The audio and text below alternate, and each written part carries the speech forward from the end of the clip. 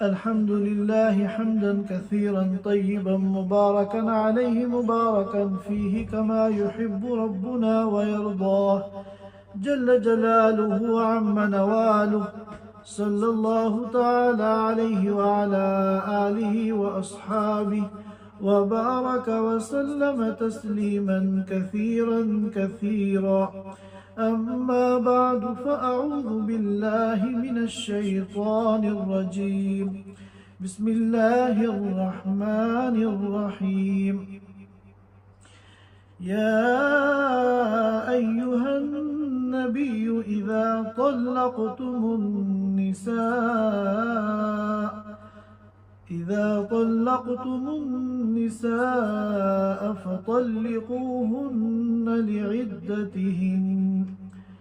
فطلقوهن لعدتهن وأحصوا العدة واتقوا الله ربكم لا تخرجوهن من بيوتهن ولا يخرجن إلا أن يأتين بفاحشة مبينة وتلك حدود الله ومن يتعد حدود الله فقد ظلم نفسه لا تدري لعل الله يحدث بعد ذلك أمرا.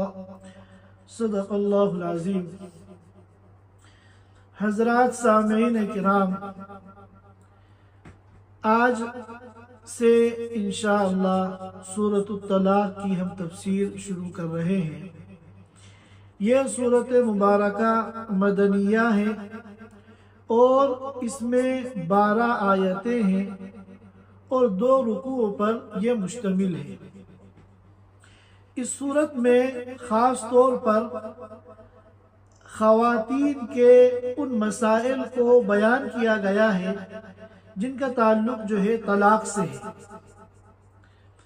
نکاح اور طلاق، ان کے مسائل کو قرآن نے بہت اہمیت کے ساتھ بیان کیا ہے اور خصوصی اہمیت ان مسائل کو دی گئی ہے. یہی وجہ ہے کہ ایک طویل ترین سورۃ النساء کے نام سے صرف انہی مضامین کے لیے نازل کی گئی اور انہی مسائل میں سے چند ایسے ہیں جن کو اس سورۃ الطلاق کے اندر بیان کیا گیا ہے. اسی لیے بعض روایات میں سورۃ الطلاق کے بارے میں کہا گیا ہے کہ یہ چھوٹی سورۃ النساء ہے، یا دوسرے لفظوں میں اگر آپ کہنا چاہیں تو یہ سورۃ النساء کی چھوٹی بہن ہے. آج انشاءاللہ ہم اس سورت کے مضامین کو شروع کرتے ہیں. سورت کے شروع کرنے سے پہلے یہ بات جاننا ضروری ہے کہ یہ جو نکاح اور طلاق کا نظام ہے، نکاح کسے کہتے ہیں؟ جس عمل کے ذریعے 2 اجنبی مرد اور عورت ایک ہو جاتے ہیں اور میاں بیوی بن جاتے ہیں اور ان کے درمیان ازدواجی رشتہ قائم ہو جاتا ہے، اس عمل کو نکاح کہتے ہیں. اور پھر جس عمل کے ذریعے دونوں پھر الگ ہو جاتے ہیں، ایک دوسرے کے لیے پھر اجنبی بن جاتے ہیں، اس کو طلاق کہا جاتا ہے. تو یہ جو نکاح کا اور طلاق کا نظام ہے، یعنی 2 اجنبی مرد اور عورت کا ازدواجی رشتے میں جڑ جانا جس کو نکاح کہا، اور 2 میاں بیوی کا ایک دوسرے سے پھر دوبارہ الگ ہو کر اجنبی ہو جانا جس کو طلاق کہا گیا، یہ ہر مذہب کے اندر ہے. یہود و نصارہ جو آسمانی کتابوں کو ماننے والے ہیں، تمام تر تحریفات کے باوجود ان کے یہاں بھی نکاح کے اور طلاق کے اصول اور ضابطے موجود ہیں. اور کفار و مشرکین جو کسی آسمانی کتاب کو نہیں مانتے، किसी न किसी दर्जे में खुदा को मानते हैं, उनके यहाँ भी निकाह के और तलाक के कुछ कवानीन और कुछ अहकाम मौजूद हैं जिनकी रोशनी में ये निकाह और तलाक का फैसला करते हैं। सिर्फ ये कम्युनिस्ट हैं देहरिए, जिनका न कोई मजहब है और न जो किसी को नहीं मानते, उनके यहाँ निकाह और तलाक इनका कोई निज़ाम नहीं है, बल्कि आपस में ताल्लुक कायम करने के लिए मर्द और औरत की मर्जी हो जाना बस काफी है। अपनी मर्जी से ये जो जी चाहे करे कर सकते हैं। किसी मजहबी तालीमात, किसी अहकाम और कवानीन के ये अपने को पाबंद नहीं समझते। और आज अफसोस ये है कि दुनिया की अक्सरियत अमली तौर पर इसी नजरिए की तरफ जा रही है। नतीजा यह हुआ कि आज अपनी जिनसी तस्कीन को बुझाने के लिए इंसानों में और जंगल के रहने वाले जानवरों में कोई फर्क बाकी नहीं रहा, बल्कि इंसान बेहयाई में और अपनी नफसानी ख्वाहिशात को पूरा करने में जानवरों से भी आगे निकल गया। लिहाजा निकाह के कवानीन और तलाक के कवानीन ये बहुत अहम हैं और शरीयत ने इसको बहुत अहमियत के साथ बयान किया है। याद रखिए कि नमाज जो है अरकान इस्लाम में अव्वल नंबर पे है। क़ियामत के दिन सबसे पहले नमाज के बारे में सवाल होगा, लेकिन नमाज का तरीका और नमाज के मसाइल और नमाज के अहकाम कुरान ने बयान नहीं किए। बस अकीमुस्सलाह मुतलकन नमाज पढ़ने का हुक्म दिया। नमाज का सारा तरीका जो है वो हमें अहादीस मुबारका में मिलता है। लेकिन ये जो निकाह के मसाइल हैं और ये जो तलाक के मसाइल हैं, ये इतने ज्यादा अहम हैं कि इनके छोटे से छोटे मसले को कुरान ने बयान किया है। पूरी तवील सूरतुन्निसा नाजिल हुई है इन अहकाम और मसाइल को बयान करने के लिए।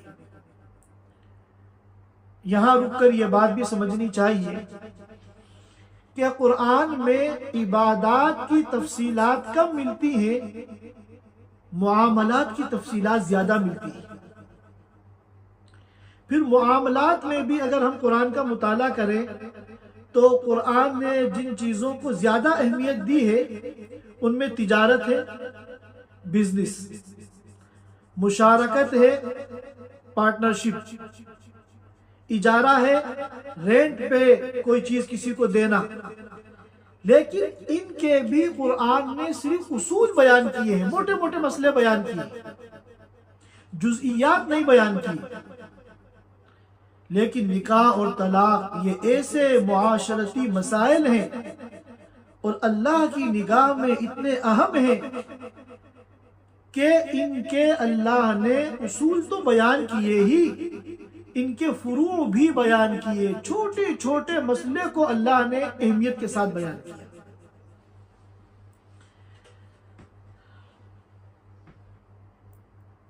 अब हम यहाँ इस सूरत का तर्जमा शुरू करते हैं। अल्लाह ताला फरमाते हैं, या अय्युहन नबिय्यु इज़ा तल्लक़्तुमुन निसा। अल्लामा कुर्तुबी रहमतुल्लाह अलैह ने फरमाया कि अगर अल्लाह ताला या अय्युहर रसूल कहकर मुखातब करते हैं तो उस वक्त नबी पाक सल्लल्लाहु अलैहि वसल्लम की जात मुराद होती है, उसमें पूरी उम्मत शामिल नहीं होती। लेकिन जब या अय्युहन नबिय्यु कहते हैं, रसूल के बजाय नबी का लफ्ज अल्लाह ताला इस्तेमाल करते हैं, तो फिर यहाँ पूरी उम्मत को खिताब होता है। यही वजह है कि इसके बाद या अय्युहन नबिय्यु के बाद जमा का सेगा लेकर आए, या अय्युहन नबिय्यु इज़ा तल्लक़्तुम। अगर सिर्फ नबी मुराद होते तो नबी तो एक है, تو اس وقت یہ ہوتا یا ایھا النبی اذا طلقتا، ایک کے لیے طلقتا آئے گا، تو طلقتم یہ جمع کے لیے آتا ہے، تو اس گرچہ یہ جمع کا صیغہ تعظیماً بھی ہو سکتا ہے، لیکن یہاں اشارہ ہے اس بات کی طرف کہ ان احکام کے مخاطب صرف نبی ہی نہیں ہے بلکہ پوری امت ان احکام کی مخاطب ہے۔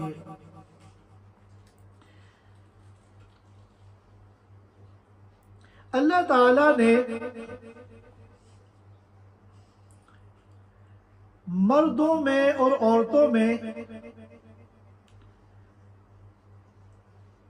جنسی خواہشات پیدا فرمائی ہیں، اور پھر اس بشری خواہش کو اور تقاضے کو اور ضرورت کو پورا کرنے کے لیے اللہ تعالیٰ نے انتہائی پاکیزہ اور صاف ستھرا اور بہترین طریقہ اللہ تعالیٰ نے قائم فرمایا جس کو نکاح کہتے ہیں۔ پھر اللہ تعالیٰ نے اس نکاح کو اہمیت کے ساتھ بیان کیا، کیونکہ انسان کے اندر جو جنسی خواہشات ہیں ان کو پورا کرنے کا پاکیزہ طریقہ وہ نکاح ہے۔ پھر جب نکاح ہو گیا تو اللہ تعالیٰ نے ایسی تعلیمات دی کہ یہ نکاح باقی رہے اور اس نکاح میں کوئی خلل پیدا نہ ہو، اور اس نکاح میں اور ازدواجی میاں بیوی کے درمیان تعلق میں دراڑ پیدا نہ ہو۔ بڑی خوبصورت تعلیمات دی، ایک دوسرے کو ترغیب دی کہ اپنے حق کو معاف کرو، دوسرے کے حق کو ادا کرو، اور اس رشتے کو انتہائی مبارک اور حسین ترین رشتہ بنا دیا۔ وَجَعَلَ بَيْنَكُمْ مَوَدَّةً وَرَحْمَةً، محبت کا اور رحمت کا رشتہ بنا دیا۔ اور پھر اگر شیطان کی کوششوں سے میاں بیوی کے درمیان تعلقات خراب ہونے لگے، غلط فہمیاں اور بدگمانیاں پیدا ہونے لگے، تو اس رنجش اور اختلاف کو دور کرنے کے لیے اللہ تعالیٰ نے تعلیمات ارشاد فرمائی کہ اگر ایسی نوبت آ جائے تو اس مسئلے کو حل کرنے کا کیا طریقہ ہے۔ لیکن بعض مرتبہ ایسا ہوتا ہے کہ ساری تدبیریں تعلقات کو بنانے کی ناکام ہو جاتی ہیں، اور پھر وہ مرحلہ آ جاتا ہے کہ اب ان دونوں کی فلاح اور ان دونوں کی صلاح اور ان دونوں کی کامیابی اسی میں ہے کہ دونوں کو الگ کر دیا جائے۔ ایک ساتھ رہنے کے لیے جتنی کوششیں ہو سکتی تھی، جتنی تدبیریں ممکن تھی، سب پر عمل کر کے دیکھ لیا۔ اب اگر یہ دونوں ایک ساتھ رہیں گے تو ان کی دنیا اور آخرت خراب ہوگی، لہذا پھر اللہ تعالیٰ نے یہ آپشن رکھا طلاق کا، کہ جب دونوں کا خوش اسلوبی کے ساتھ باہمی محبت اور رحمت کے ساتھ رہنا ناممکن ہے، تو اب ان دونوں کے حق میں خیر یہ ہے کہ پھر یہ دونوں خوبصورتی کے ساتھ اور حسن اسلوب کے ساتھ الگ ہو جائیں۔ اس کے لیے پھر اللہ نے طلاق کا نظام بنایا۔ جن مذاہب کے اندر طلاق کا نظام نہیں ہے، ازدواجی تعلق قائم ہونے کے بعد، دو مرد اور عورت کے میاں بیوی بننے کے بعد اب اس تعلق کے ختم ہونے کا سسٹم نہیں ہے، دونوں کے دوبارہ اجنبی ہونے کا آپشن نہیں ہے، وہاں بڑی خرابیاں سامنے آتی ہیں، وہاں بڑی زیادتیاں ہوتی ہیں۔ اس نظام کے نہ ہونے کی وجہ سے وہاں بڑے مسائل پیش آتے ہیں، لہذا اللہ تعالیٰ جن کا ہر کام حکمت اور مصلحت سے بھرا ہوا ہے، انہوں نے پھر یہ طلاق کا نظام بھی قائم فرمایا۔ اب یہ طلاق جو ہے اس کے کئی طریقے ہیں۔ ان طریقوں کو سمجھنے سے پہلے یہ بات ذہن میں رکھیں کہ طلاق انتہائی مجبوری کی چیز ہے۔ اللہ تعالیٰ طلاق کو پسند نہیں فرماتے، لہذا حتی الامکان کوشش کرنی چاہیے کہ دونوں کے درمیان سے بدگمانیاں، غلط فہمیاں دور ہو جائے اور دونوں شیر و شکر ہو کر محبت والی زندگی گزارنے والے بن جائیں۔ جب ساری تدبیریں ناکام ہو جائیں تو انتہائی مجبوری میں یہ طلاق والا آپشن ہے۔ حضرت عبداللہ ابن عمر رضی اللہ تعالیٰ عنہ کی روایت ہے، اللہ کے رسول صلی اللہ علیہ وسلم نے فرمایا کہ حلال چیزوں میں اللہ تعالیٰ کو سب سے زیادہ مبغوض اور ناپسند جو چیز ہے وہ طلاق ہے۔ اللہ نے طلاق کا حق تو دیا ہے، طلاق دینا فی نفسی ہی حرام نہیں ہے، لیکن یہ آپشن جو دیا گیا ہے انتہائی مجبوری میں۔ حقیقت یہ ہے کہ اللہ تعالیٰ طلاق کو پسند نہیں کرتے۔ جتنی چیزوں کی اللہ نے اجازت دی ہے ان میں سب سے زیادہ اللہ کو جو ناپسند ہے وہ طلاق ہے۔ اور حضرت علی رضی اللہ تعالیٰ عنہ فرماتے ہیں، اللہ کے رسول صلی اللہ علیہ وسلم نے فرمایا تزوجوا ولا تطلقوا فإن الطلاق يهتز منه عرش الرحمن۔ اللہ کے رسول صلی اللہ علیہ وسلم نے فرمایا کہ نکاح کرو، شادی کرو، اور خوب نکاح کے فضائل بیان کیے گئے اور خوب شادی کی ترغیب دی گئی۔ فرمایا ولا تطلقوا، لیکن طلاق مت، کیونکہ طلاق جب واقع ہوتی ہے، ایک مرد اپنی بیوی کو جب طلاق دیتا ہے تو یہتز منہ عرش الرحمن، تو عرش الہی جو ہے وہ ہلنے لگتا ہے۔ لوگ یہاں ذرا سی آپس میں نا اتفاقی ہوئی، لڑائی ہوئی، بحث ہوئی اور کھٹ سے طلاق دے دیتے ہیں۔ یاد رکھیے یہ کوئی آسان بات نہیں ہے، بہت بڑی بات ہے۔ عرش الہی ہلنے لگتا ہے جب کوئی مرد اپنی بیوی کو طلاق دیتا ہے۔ میرے پاس آئے دن طلاق کے مسئلے آتے ہیں، ذرا سی بات پہ طلاق دے دی، اور بعض مرتبہ ایسے الفاظ میں طلاق دے دی کہ اب رجوع کا بھی کوئی امکان نہیں۔ اب بچوں کا مستقبل ہے، بچے ہیں، سب سے زیادہ نقصان کن کو ہوگا؟ ان بچوں کا ہوگا جب ماں باپ الگ ہوں گے، تو ایسے مسائل پیدا ہوتے ہیں۔ لہٰذا لفظ طلاق کو اپنی زبان پر لانا یہ بہت بڑی بات ہے۔ جو لوگ معمولی بات پر اپنی زبان پر لفظ طلاق لے کے آتے ہیں یہ جہالت ہے۔ ہاں یہ ممکن ہے کہ میاں بیوی کے درمیان تمام تر کوششوں کے باوجود اگر افہام تفہیم نہیں ہو پا رہی اور دونوں یہ سمجھ رہے ہیں کہ اسی طرح اگر ہم اس دیواجی بندھن کے اندر بندھے رہیں گے تو ایک دوسرے کی حق تلفیاں کرتے رہیں گے، جس سے دنیا بھی جہنم بنے گی اور آخرت میں بھی ہم پکڑے جائیں گے، تو پھر یہ مجبوری میں طلاق کا آپشن ہے۔ تو طلاق جو اگر کسی کو دینی ہے اپنی دنیا اور آخرت کو بچانے کے لیے، تو اس کا طریقہ بھی شریعت نے بیان کیا۔ فرمایا کہ طلاق اس طرح مت دو کہ تم اپنی بھڑاس نکال رہے ہو، طلاق اس طرح مت دو کہ تم اپنا غصہ نکال رہے ہو، طلاق اس طرح مت دو کہ جس میں تمہارے انتقام کا جذبہ ہو، طلاق اس طرح مت دو کہ تمہارا مقصد ایک اللہ کی بندی کو ذلیل کرنا ہو یا اس کو تکلیف پہنچانا ہو، بلکہ اگر طلاق دینی پڑ جائے مجبوری میں تو حسن اسلوب کے ساتھ، اچھے طریقے کے ساتھ، خیر خواہی کے ساتھ یہ طلاق دو۔ چنانچہ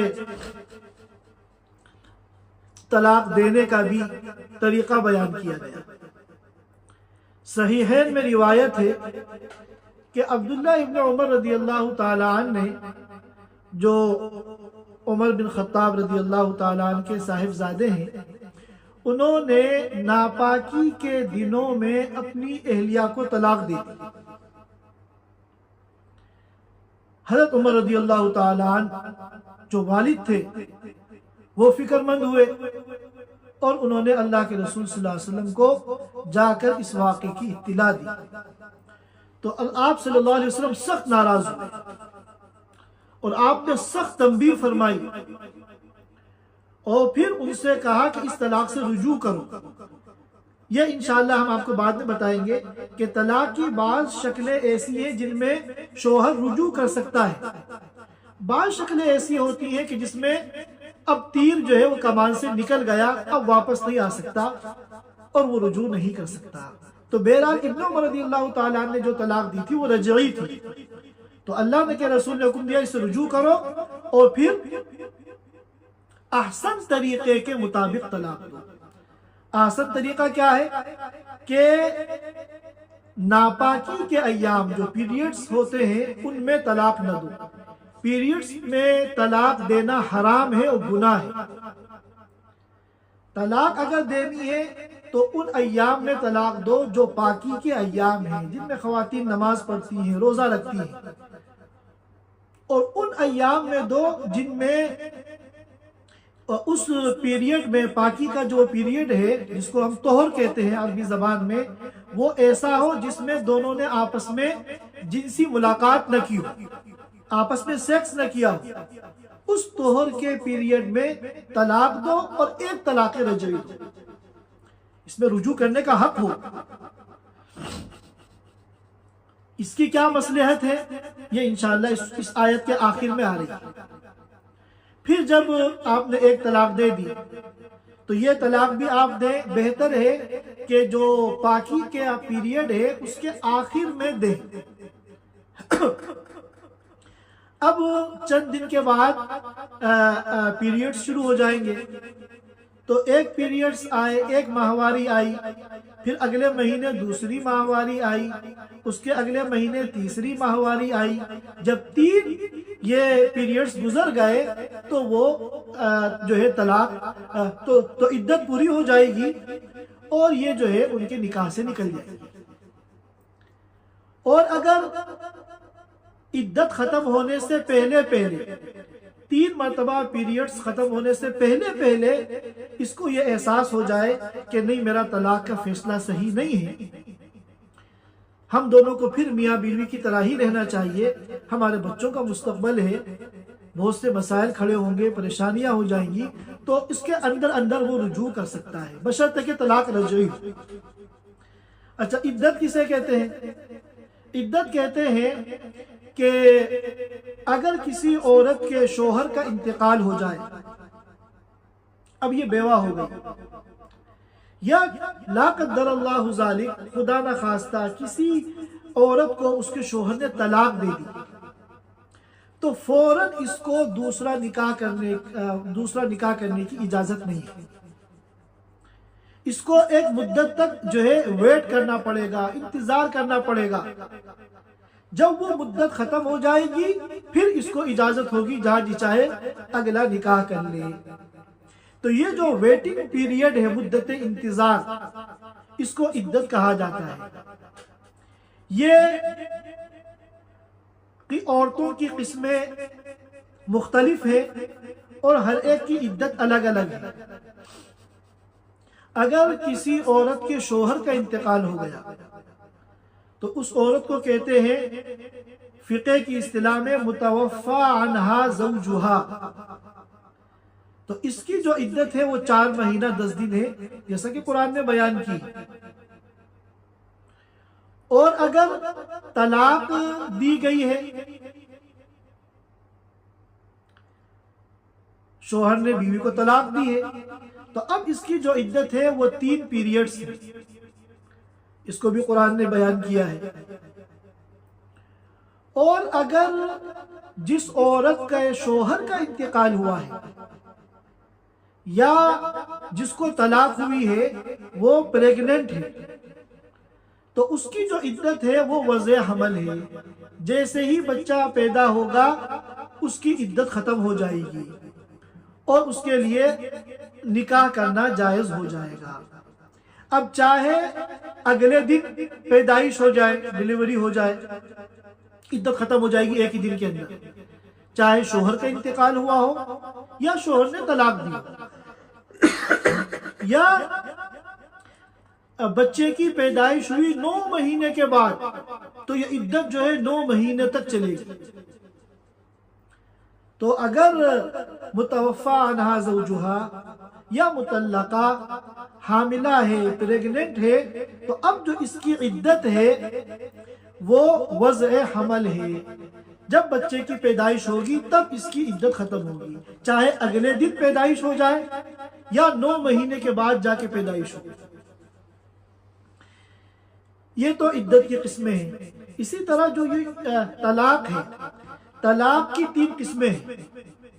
ایک تو ہے طلاق رجعی، اور ایک ہے طلاق بائن، اور ایک ہے طلاق مغلظہ۔ طلاق رجعی، اگر کسی نے لفظ طلاق بول کر طلاق دی، اس میں لفظ طلاق کو یوز کیا، لیکن اس میں 3 طلاق کا ذکر نہیں کیا، 1 دی یا 2 دی، تو یہ ہوتی ہے طلاق رجعی۔ طلاق رجعی کسے کہتے ہیں؟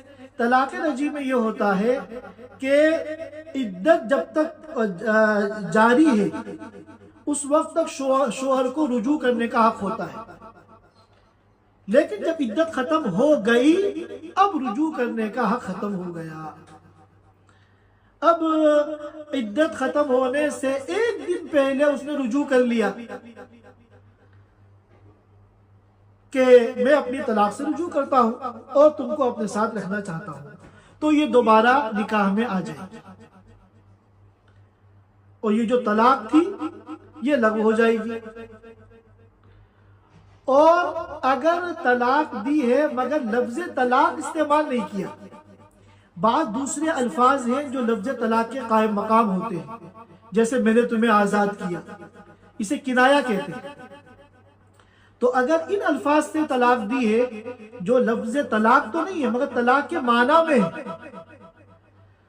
جیسے میں نے تمہیں آزاد کر دیا، میں نے تمہیں اپنی زندگی سے نکال دیا، اس طرح کے الفاظ کہیں، تو پھر یہ طلاق بائن ہوتی ہے۔ طلاق بائن میں کیا ہوتا ہے؟ رجوع کا حق نہیں ہوتا، رجوع کا حق نہیں ہوتا۔ لیکن اگر یہ دونوں اپنی رضامندی سے دوبارہ نکاح کرنا چاہیں، چاہے عدت کے اندر چاہے عدت کے بعد، چاہے اس کے بعد عدت کے بعد، تو یہ دونوں اپنی رضامندی سے نکاح کر سکتے ہیں۔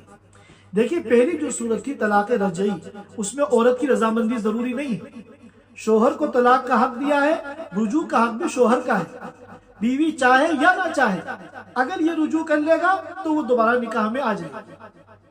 لیکن طلاق بائن کے اندر اب رجوع کرنے کا حق نہیں ہے، اب دونوں بالکل اجنبی ہو گئے، لہٰذا اب نکاح کرنا پڑے گا دوبارہ نکاح میں آنے کے لیے، اور نکاح میں دونوں کی رضامندی ضروری ہے۔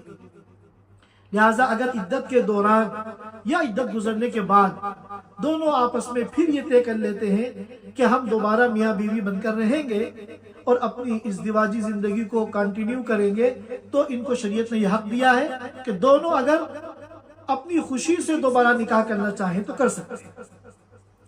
اور تیسری ہے طلاق مغلظہ، یہ بڑی خطرناک طلاق ہے اور یہ انتہائی ناپسندیدہ ہے۔ وہ یہ ہے کہ اپنی بیوی کو کوئی طلاق دے 3 یا 3 سے زیادہ۔ بعض لوگ غصے میں 100 طلاقیں دے دیتے ہیں، 1000 طلاقیں دے دیتے ہیں اپنی بھڑاس نکالنے کی۔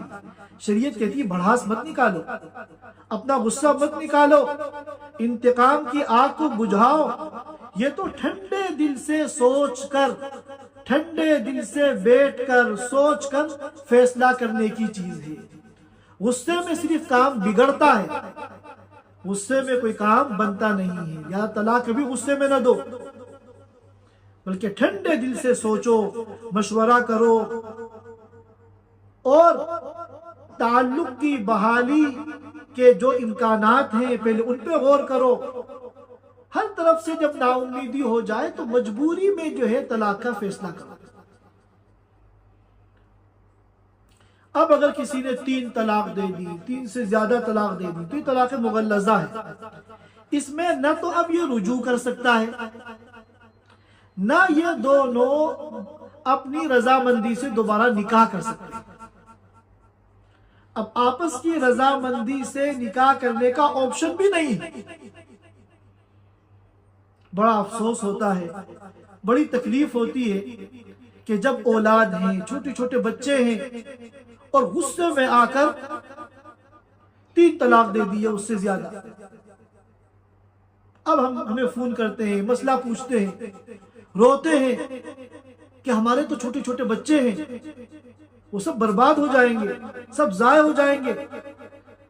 تو ہم یہ کہتے ہیں یہ سب تو آپ کو پہلے سوچنا چاہیے تھا، اور اگر آپ کو پتا نہیں تھا تو کیوں پتا نہیں تھا؟ جہالت عذر نہیں ہے، جہالت عذر نہیں ہے۔ اتنا دین سیکھنا کہ آپ کو حلال حرام کا پتا ہو، یہ فرض عین ہے۔ اس کے اندر پھر ایک صورت ہوتی ہے، اب کسی نے خدا نخواستہ 3 طلاق دے دی، عدت گزار کر، چونکہ دونوں کے دوبارہ نکاح کرنے کا آپشن بھی نہیں ہے، لہذا عدت پوری ہو گئی اور بیوی نے دوسری جگہ شادی کر لی۔ دوسری جگہ شادی کرنے کے بعد پھر ان میں آپس میں جو میاں اور بیوی کا خصوصی تعلق ہوتا ہے، جنسی تعلق، وہ تعلق بھی قائم ہوا، یہ ضروری ہے۔ اور اس کے بعد اللہ کا کرنا ایسا ہوا کہ اس دوسرے شوہر کا انتقال ہو گیا، اور اب یہ عدت گزارنے کے بعد فارغ ہو گئی، یا دوسرے شوہر سے بھی بات نہیں بنی اور اس نے بھی طلاق دے دی، اور عدت گزار کر وہ اس سے فارغ ہو گئی، تو اب یہ پہلے شوہر سے دوبارہ نکاح کر سکتی ہے اگر دونوں راضی ہوں۔ اگر دونوں راضی ہو تو اب یہ پہلے شوہر سے نکاح کر سکتی ہے۔ اس پورے پروسیجر کو حلالہ کہتے ہیں۔ تو یہ حلالہ کوئی اختیار سے کرنے کا طریقہ نہیں ہے، بلکہ یہ تو ایک اتفاقی صورت ہے کہ یہ عورت جو اب پہلے شوہر سے مایوس ہو چکی ہے، اس سے رجوع کا کوئی آپشن نہیں ہے، اب اس نے اپنی زندگی کو آگے بڑھانے کے لیے دوسرا نکاح کر لیا، اس نیت سے نکاح کیا کہ ہمیشہ اس کے ساتھ رہنا ہے اور پوری زندگی اس کے ساتھ گزارنی ہے۔ یہ پہلے شوہر سے دوبارہ نکاح کو جائز بنانے کے لیے نہیں، بلکہ اس کے ساتھ اب ہمیشہ رہنا ہے۔ پہلے شوہر کو بھلا دیا، لیکن اللہ کا کرنا ایسا ہوا کہ وہ دوسرے شوہر کا انتقال ہو گیا، یا اللہ کا کرنا ایسا ہوا کہ اس سے بھی طلاق ہو گئی، اب یہ عدت گزار کے فارغ ہے۔ تو اس کے دل میں آیا کہ میں کیوں نہ پہلے شوہر سے دوبارہ نکاح کر لوں۔ پہلے شوہر کے دل میں آیا کیوں نہ میں اپنی اس بیوی سے جس کو طلاق دی تھی دوبارہ نکاح کر لوں۔ اب اگر یہ دونوں آپس کی رضامندی سے نکاح کرتے ہیں تو پھر شریعت نے اجازت دی ہے کہ یہ نکاح کر سکتے ہیں۔ اس کا نام حلالہ ہے۔ 3 طلاق جس عورت کو دی گئی ہے طلاق مغلظہ، اس حلالے کے پروسیجر کے بغیر وہ پہلے شوہر کے لیے جائز نہیں ہے، اس سے نکاح اس کا درست نہیں ہے۔ اب ہم اس پر آتے ہیں قرآن پاک کی اس سورت کی پہلی آیت پر، یا ایہا النبی اذا طلقتم النساء، اے نبی، مخاطب نبی کے ساتھ نبی کی پوری امت ہے۔ اذا طلقتم النساء، جب تم عورتوں کو طلاق دو، ظاہر ہے کہ انتہائی مجبوری میں دو، کیونکہ طلاق جب دی جاتی ہے عرش الہی ہلنے لگتا ہے۔ فَطَلِّقُوهُنَّ لِعِدَّتِهِنَّ، تو ان کو طلاق دو عدت سے پہلے، یعنی ماہواری سے پہلے۔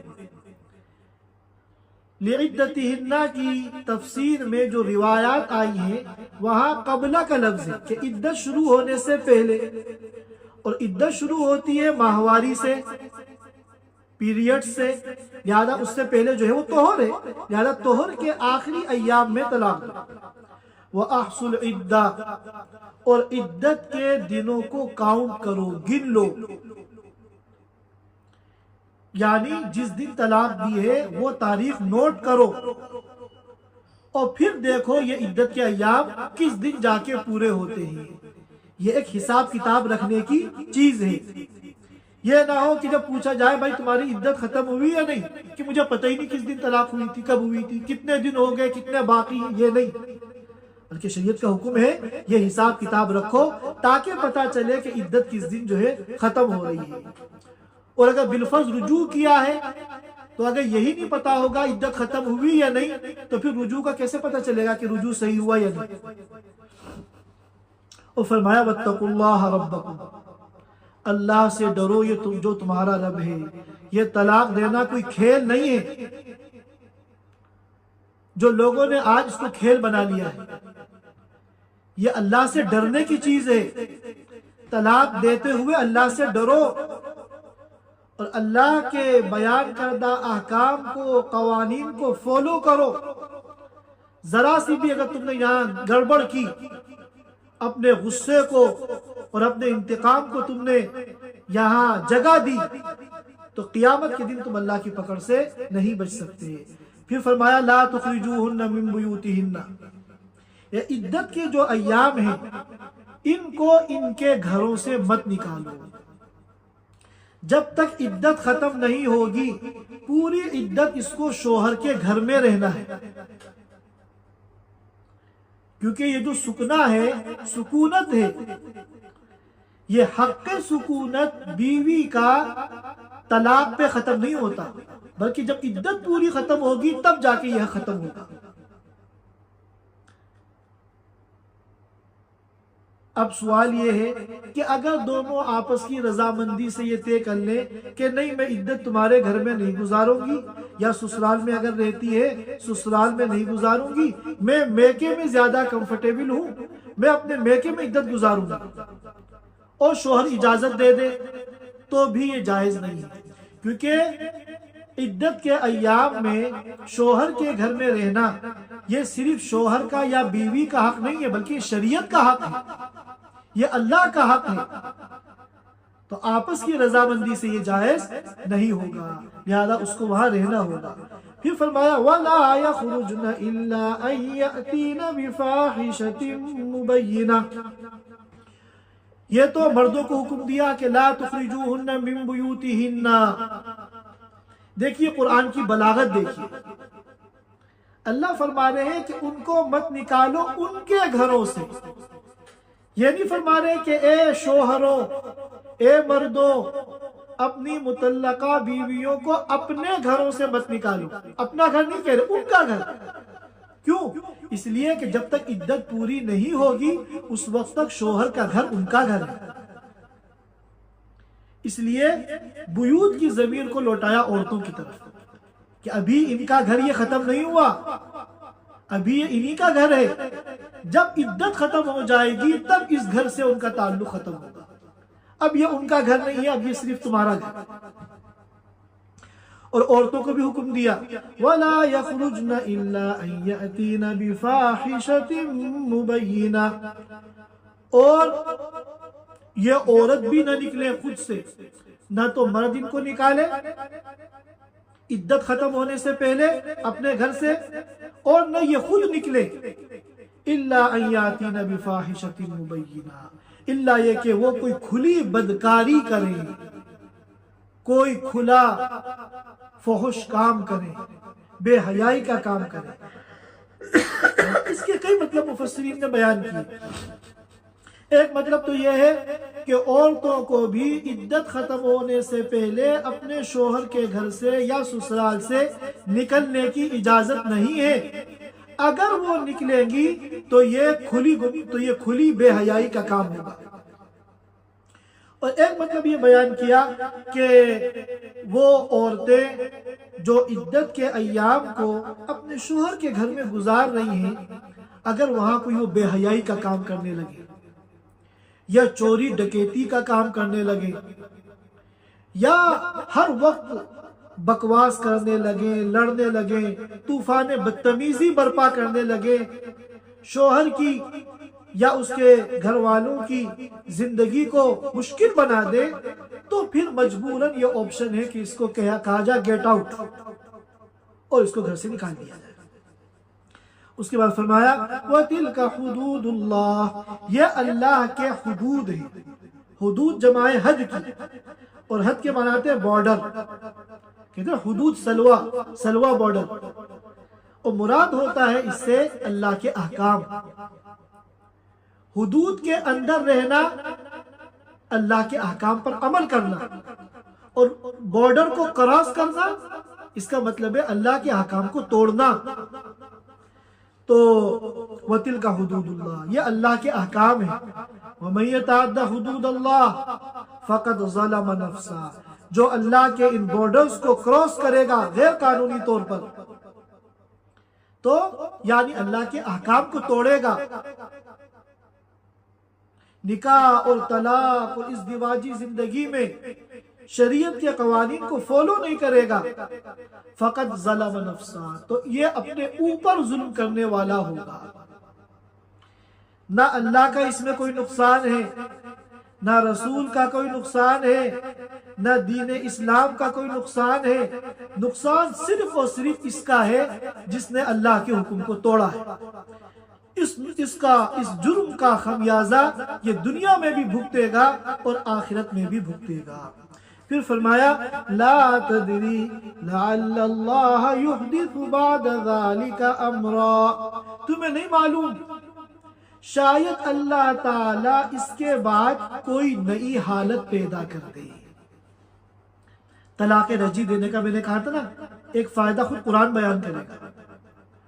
اگر تم نے طلاق بائن دے دی یا مغلظہ دے دی، ایسی طلاق دی جس میں اب تمہیں رجوع کرنے کا حق نہیں ہے، تو ہو سکتا ہے چند دن کے بعد تمہاری رائے بدل جائے، چند دن کی علیحدگی میں تمہیں دن میں تارے نظر آ جائیں کہ نہ ناشتہ مل رہا ہے، نہ کھانا مل رہا ہے، نہ کپڑا مل رہا ہے، نہ گھر میں صفائی ہو رہی ہے، اور پھر اس کو بیوی کی خوبیاں یاد آنے لگے اور بیوی کے احسانات یاد آنے لگے، بالفاظ دیگر عقل ٹھکانے لگ جائے، تو آپشن تو ہوگا کہ تم رجوع کر سکتے ہو۔ اگر تم نے اس آپشن کو نہیں رکھا، طلاق بائن دی یا خدا نخواستہ مغلظہ دے دی، تو اب وہی بات ہوگی لمحوں نے خطا کی تھی، صدیوں نے سزا پائی، اب کچھ نہیں ہو سکتا۔ لہذا طلاق دو تو رجعی دو، اور پاکی کے ایام میں دو، اور اس پاکی کے پیریڈ میں دو جس میں تم نے آپس میں جنسی تعلق قائم نہیں کیا ہے۔ لا تدری لعل اللہ یحدث بعد ذلك امرا، طلاق رجعی اس لیے دو، اپنے پاس رجوع کرنے کا ایک آپشن اس لیے رکھو، تمہیں نہیں معلوم کہ شاید اللہ تعالیٰ اس کے بعد کوئی دوسری حالت پیدا کر دے۔ آج تو حالت غصہ ہے، ٹھنڈے دل سے سوچنے کے بعد یہ حالت محبت میں بدل جائے اور تمہیں بیوی کی قربانیاں یاد آنے لگے، تو پھر یہ آپشن اگر ہوگا تمہارے پاس تو تم اپنی اس غلطی کی تلافی کر سکتے ہو۔ ورنہ اگر تم نے اس آپشن کو نہیں رکھا تو جو تیر جب کمان سے نکل جاتا ہے تو پھر وہ واپس نہیں آتا۔ اللہ تعالی ہم سب کو قرآن کو سمجھنے کی اور قرآن کے مطابق پوری زندگی عمل کرنے کی توفیق عطا فرمائے۔ وآخر دعوانا الحمدللہ رب العالمین۔ Thanks for watching. Don't forget to like, comment, share and subscribe to Al Wahid channel.